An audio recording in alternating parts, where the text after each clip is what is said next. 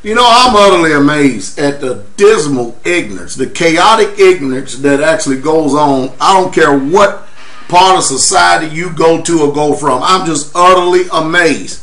How in the world do you allow a pump that is keeping a nuclear reactor or a nuclear cooling tower cool to run out of gas in such a crisis time as this? I mean, this is almost like 911 stuff. I mean, take a look at the video. This is just, it's off the chain. It is off the chain what's going on today.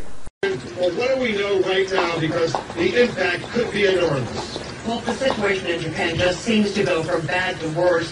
3 reactors are now in serious trouble, and Japanese officials are not ruling out the possibility of a meltdown at all of them. Today, an explosion at the Fukushima number 3 reactor damaged the cooling system at reactor number 2. Reactor number 1 was already in crisis, and Japanese efforts to inject seawater into all 3 of them to keep them cool were set back when the pump injecting water into reactor 2 ran out of fuel and stopped.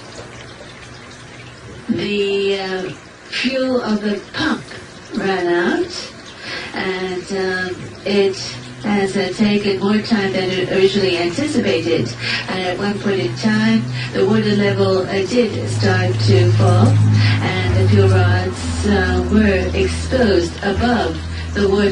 This situation did continue for a while. Now that problem was fixed. They started to inject seawater again, but then another problem arose. A valve that is supposed to vent pent-up steam and heat didn't open. That caused the water covering the fuel rods to evaporate, and they were exposed a second time. The company which owns the plant says it should be able to locate and open that valve. It's critical, of course, that they keep those rods covered as much as possible, and they need to try to keep the pressure down to prevent a rupture in the containment vessel. Of course, if there were a rupture, that could result in a release of radiation. Today, radioactivity levels around the plant did go up for a time, but then they went back down. About 200,000 people have been evacuated from